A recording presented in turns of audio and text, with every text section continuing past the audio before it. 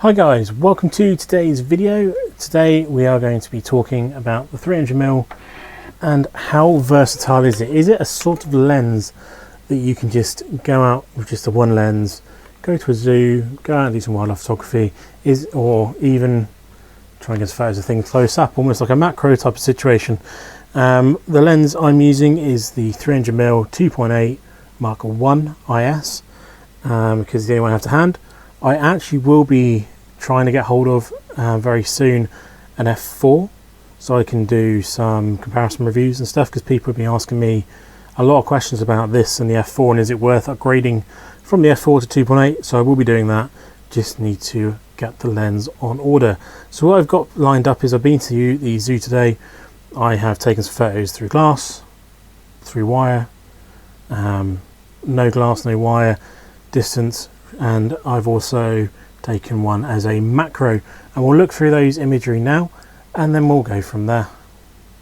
Okay, so the first image here we're going to look at, this was taken early in the morning.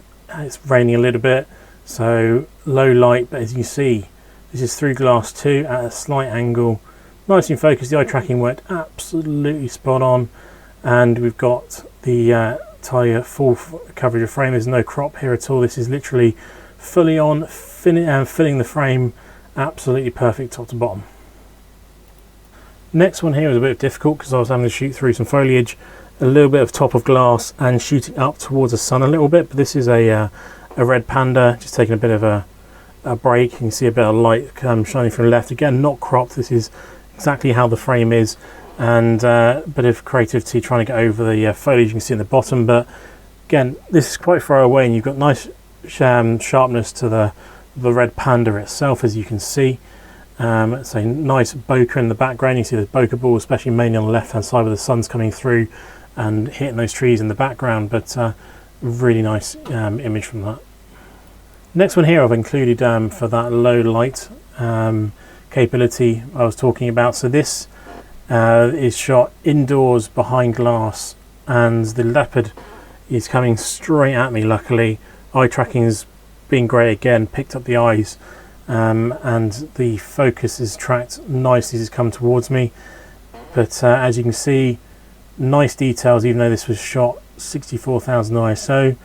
Not too much noise, there's a little bit in there but not crazy.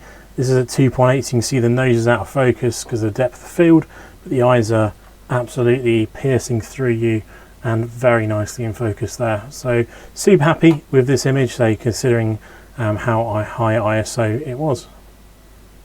This one here, this is the macro type of shot I was telling you about. So this is behind glass because it's going to be being a reptile, but because of the minimum focus being 2.5 meters on the lens I've got, I actually had to stand about half a meter further back from the glass. So I was shooting through glass but with a gap, which is not usually what you want to do. You want to be right pressed up against that glass, but it just physically couldn't happen with that minimum focus distance.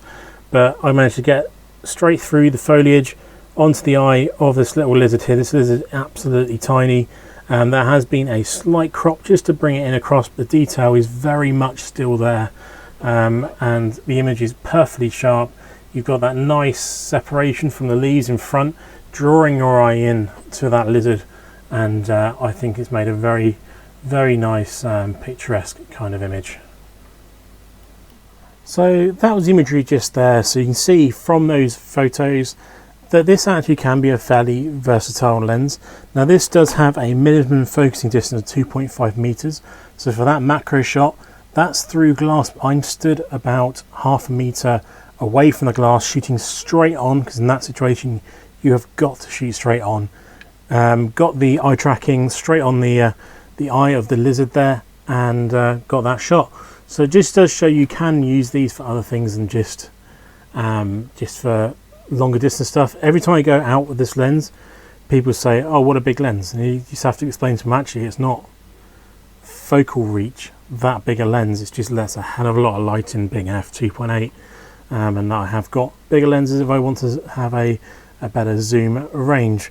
But yes, this is a lens that I will take with me on its own if I want to be carrying lightweight. People say it looks like a heavy setup. For me personally, it's not a heavy setup. I don't need a monopod. I can very easily hold this up here. Today I was shooting photos of a great grey owl, and it kept turning its head, and I was waiting for it for about 5 minutes while holding this like that in focal position, waiting for it to be dead on straight with me. And that's something I couldn't do with the 500mm, for example. But for me personally, I can do that. I know some friends of mine who definitely cannot do that, and they feel that stuff like the 150 to 600mm Sigma is a fairly heavy, weighty lens. So if you're using those sort of Sigma 150 600s and you decide to go for one of these, just be aware you might need to use a monopod if you feel that those lenses are heavy. This is heavier than 150 to 600. Or you can go for the 300 f4. That's super light, really pull about, don't have to worry about that at all. But for myself, I go out with this. Today I didn't even go out of any teleconverters, I just went out with the 300mm on its own. But sometimes I'll take the 1.4 if I know I'm going to need that extra bit of reach. Sometimes even the 200 if I want a hand-holdable 600mm. And I've done a video about this on the channel. This is an amazingly versatile hand-holdable 600mm f2.8 that you can just sit there and hold, and you can just look. You can go with the R3 and the 1DX I've got. You've got your vertical grip. You can sit there. You can put your elbow, straight into your chest there, and you can hold that for days without a problem. So I personally love this. This is the first, after I got the 70-200, this is the next lens I got because I wanted something I could walk around in that was super sharp and delivered that great image quality, but still had the f2.8 aperture. That means you can go out at sunrise, sunset, you can shoot indoors, and you've still got so much light coming through, and you get such crisp images still, as you've seen. So I hope you enjoyed the video. Let me know what you think of this. Have you got a 300mm that you literally just take that out and take some teleconverters with you, and that's your setup? Or do you not do that? Would you rather have a zoom lens and go with like a 200 to 400 or 100 to 400 and use that kind of setup and sacrifice having that 2.8 and having the low light capability? Let me know in the comments down below. Continue to like the channel as you have been. You've all been absolutely smashing it, and I hope you enjoyed it. Catch you in the next one. See you later.